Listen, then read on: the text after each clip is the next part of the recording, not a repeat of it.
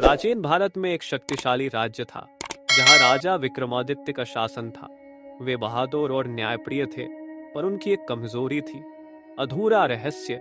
उनकी पुरानी कहानियों में एक गुप्त मंदिर का जिक्र था जहां बेशकीमती खजाना छिपा हुआ था, परंतु उसे पाने के लिए एक शर्त थी।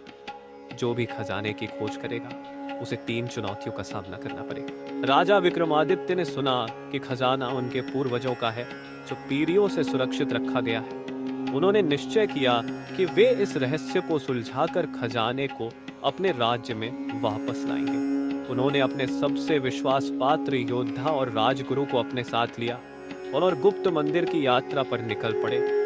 रास्ते में उन्हें कई अजीब घटनाएं घेरने लगी। जंगल में अजीब आवाजें, अचानक से प्रकट होते भयंकर जानवर और रातों में आती रहस्यमयी परछाई। पर राजा ने हिम्मत नहीं हारी।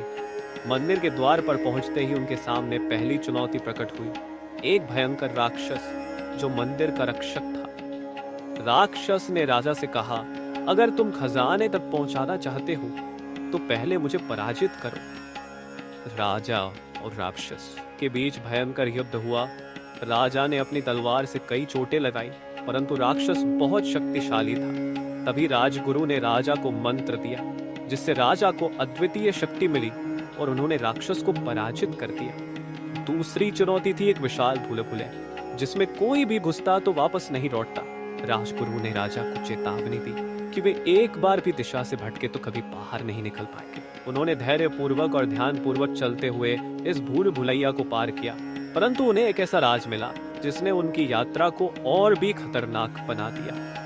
भूल भुलैया के अंतिम द्वार पर एक मणि लगी थी जो उनकी आत्मा को कैद कर सकती थी। राजा ने सावधानी से मणि को छुआ और उसके प्रभाव से बचते हुए आगे बढ़ गए। तीसरी और अंतिम चुनौती एक गूढ़ रहस्य का उत्तर था। एक शिलालेख पर लिखा था, जो जीवित होते हुए भी मरा हो वही खजाने का हकदार है। राजा और राजगुरु इस पहेली में उलझ गए। कई घंटे सोचने के बाद राजा ने उत्तर खोजा। उन्होंने शिलालेख को छुआ और दरवाजे अंदर खजाना था, पर खजाने के साथ एक शाप भी था। जैसे ही उन्होंने खजाने को छूने की कोशिश की, उन्हें एक गूंज सुनाई दी, अगर ये खजाना ले जाओगे तो तुम्हारे राज्य पर विनाश आएगा। राजा ने सोचा कि ये खजाना उनके राज्य के लिए अमूल्य हो सकता है, परंतु इस शाप के साथ वे इसे नहीं ले सकते। अंत में उन्होंने खजाना वहीं छोड़ने का निर्णय लिया और वापसी का रास्ता चुना। इस कहानी ने राज्य में राजा की महानता का संदेश फैला दिया कि असली खजाना सोना चांदी नहीं बल्कि राज्य की सुख शांति है।